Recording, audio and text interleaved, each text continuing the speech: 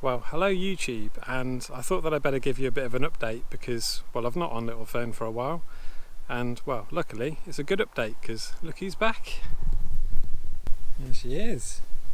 So I do apologise for the lighting, it's definitely not the best time of day or the best weather for filming, but I literally picked her up today, so I thought I'd just do a very quick video. You can see there's a bit of bubble wrap there, and we'll come to that another time. And you can see that on this side there are no stickers because it's new. Again, some more bubble wrap that we shall come to at another time.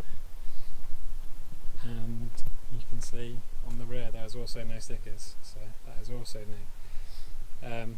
And also there's another GoPro on there, and I've been checking out some different settings, so depending on how well that's gone on this video you'll get a little bit of driving if that's worked well.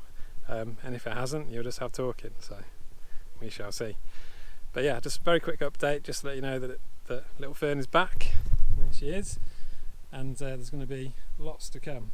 So I'm a bit, well, very behind on my editing, but yeah, well, I'll definitely do this one today anyway.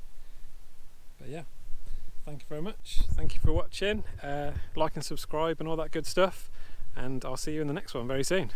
Alright, bye bye.